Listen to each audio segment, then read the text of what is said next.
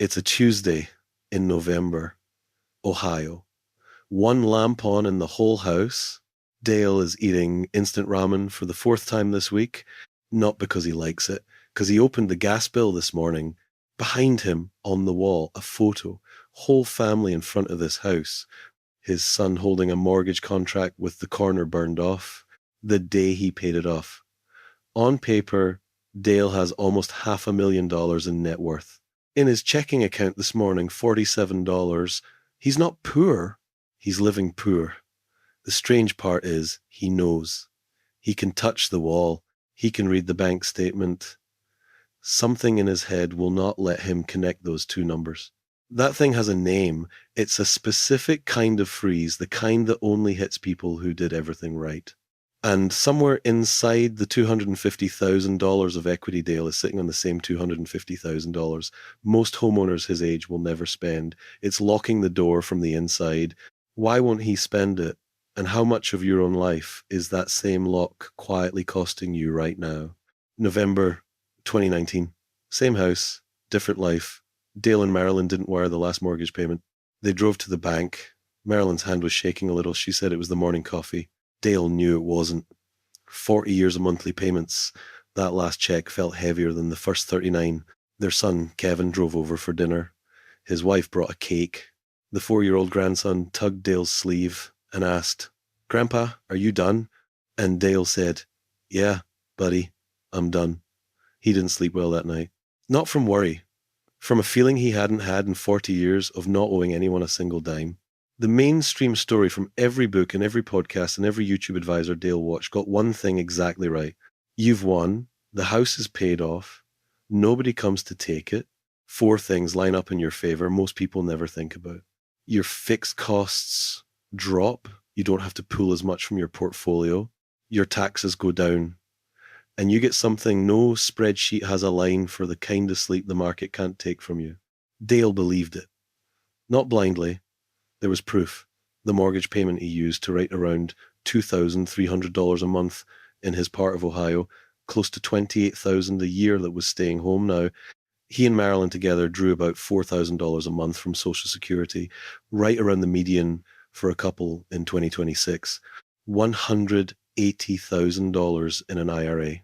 The house, free and clear. The plan was simple. Live on Social Security. Keep the IRA for emergencies. Do not touch the house. Not ever. Then, in 2023, Marilyn died. One Social Security check disappeared overnight, and Dale did what any careful, decent man would do. He tightened up. He cancelled cable. He started going to the library instead of buying books. He didn't take the RV trip Marilyn had traced out on the road atlas she used to keep taped to the fridge. He believed this was discipline. He believed this was winning. He believed this was how paid-off homeowners were supposed to live. Safe, careful, not a burden. He'd read that in 10 different videos. What he didn't know was he just walked into a trap that has a name. Back to that Tuesday in November. The ramen. The $47 in checking. The photo on the wall. The phone buzzes. It's Kevin calling from Denver. "Hey, Dad. How you doing?" "Doing fine. What'd you have for dinner?" Dale looks down at the bowl. Ramen. Kevin doesn't say anything for 3 seconds. Dale hears those 3 seconds. "Dad, you've got 180 grand in the IRA. Why are you eating ramen?" And Dale says quiet, the way he says everything now. "You don't understand. I have to keep it." Kevin says, "For who?" Dale doesn't answer. He doesn't answer because for the first time in 6 years, he doesn't have a good one. What Dale is doing right now, this whole tightening, this ramen instead of groceries version of retirement has a name. Researchers have been documenting it for 30 years. A researcher named David Blanchett published a paper in the Journal of Financial Planning in 2014. He gave the pattern a name. He called it the retirement spending smile. He found this. Retirees, not the panicking ones, the ordinary ones with plans, cut their real spending by about 1% a year. Every year. All the way down through their late 70s and early 80s. By the time a typical retiree is around 84, their inflation-adjusted spending is close to 26% lower than it was the day they retired. 26% gone. Nobody told them to cut. No crisis forced it. They didn't have to. Blanchett called it a puzzle. It's a puzzle because the money was there. The plan was fine. The part of their brain that whispers, hold on, hold on, hold on, it's louder than the part that says, live, live, live. For most kinds of money, that whisper is bad enough. With a house, it's worse. A house isn't a number on an app you can close. A house is Marilyn's cardigan still folded on the couch. It's the doorway where Kevin learned to walk. It's the wall with the photo from the day the mortgage burned. Touching the equity in a house doesn't feel like moving money. It feels like taking the walls apart. Researchers at the Center for Retirement Research at Boston College have been asking one simple question for close to 2 decades. When retirees actually get here, when the house is paid off, when the equity is real, do they use it? The answer, across report after report, Manel and colleagues in 2007, Engelhard and Erickson, the 2021 brief called Is Home Equity an Underutilized Retirement Asset, is mostly no. It sits. When they die, it goes straight to the kids. Here's the number Dale needs. Not from an advisor's pitch. From the Federal Reserve's Survey of Consumer Finances, the 2022 round, recut by the Harvard Joint Center for Housing Studies. The median home equity for homeowners Dale's age 65 and up is $250,000. Not the house. The equity. The part that's actually theirs. $250,000. Hold that number next to what the Boston College research keeps finding, and you get the sentence nobody said out loud to Dale. $250,000 is the median, and the median homeowner Dale's age will never spend it. Not some of it, not enough of it, never. Read that again. That pattern has a name, because naming it is how Dale takes the wheel back. It's called decumulation paralysis. It just means this. The part of the human brain that got you to retirement, the saving muscle, the deferring muscle, the tightening muscle, does not have an off switch. Even when the math says spend, the muscle says hold.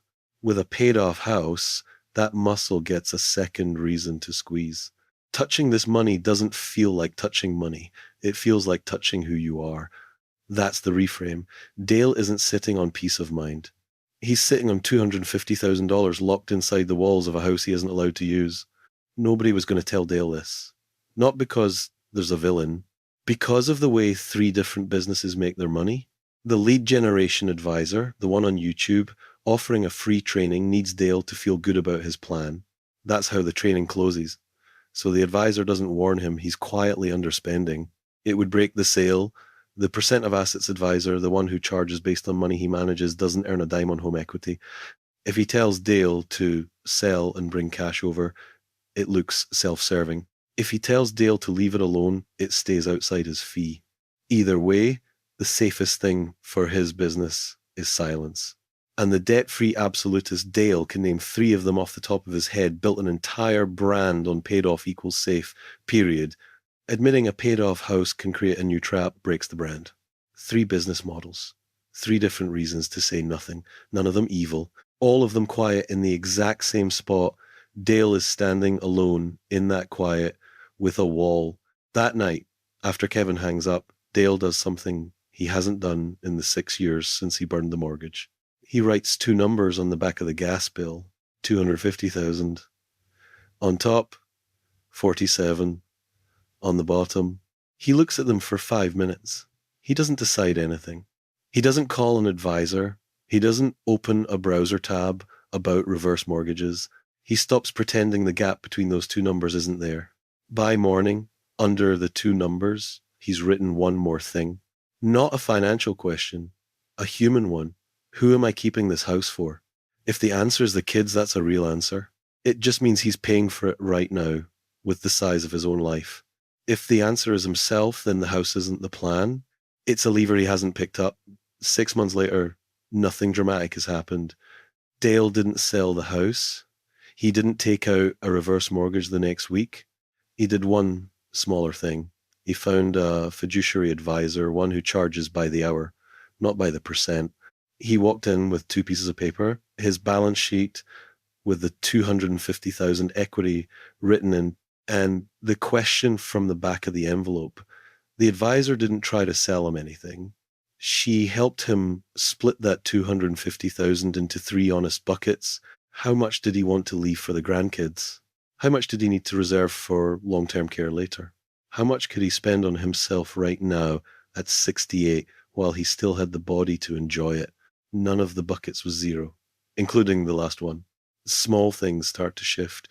He turns the upstairs thermostat back on, not high, 62 degrees, enough to keep the rooms from going musty, enough that he doesn't have to close doors anymore. He pulls Marilyn's road atlas down from where it lived on top of the fridge. He doesn't do the big cross-country trip she'd drawn. He does 2 weeks, Great Smoky Mountains, alone, Marilyn's old film camera on the passenger seat. The whole thing costs $2,800. He pulls it from the IRA. He pays the tax on the way out. He goes, he didn't die from $2,800. What he almost died from was not going, if you've got a paid off house, 3 things you can do this week. None of them require you to sell anything, borrow anything, or decide anything final. Start with paper, 2 numbers, roughly what your home is worth. What's in your checking account today? Look at them for 5 minutes. Don't decide, just look. Most of us never let ourselves see them next to each other. Then ask Dale's question, who am I keeping this house for? Both answers for me or for the kids are valid. The one that isn't valid is not asking. If you don't ask, the default answer becomes for nobody, and the money quietly sits inside the walls of a life you're already living smaller than you have to. If your answer is some of both, and for most people, it will be you need 3 real numbers. How much to leave, how much to reserve for late life care, how much to spend now. You don't do those numbers alone at midnight. You do them with a fiduciary advisor who charges by the hour, not by the percent of your portfolio, someone you pay to tell you the truth, not to sell you anything. Dale's house is still standing. The porch light still comes on. The photo is still on the wall. What Dale gave up wasn't the house. He gave up the part of his own head that had been telling him for 6 years that touching the equity meant losing. The wall never came down. If any of this felt like it was written about you, do the 3 things this week. Just the paper. Just the question. Just 1 honest hour with a fiduciary. That's how it starts. Not with a decision, with a look. And listen, this video is for education. It's not financial advice. For decisions about your specific situation, sit down with a qualified fiduciary advisor, a CPA, or the Social Security Administration. They know your numbers. I don't. Thanks for staying with me. I'll see you in the next one.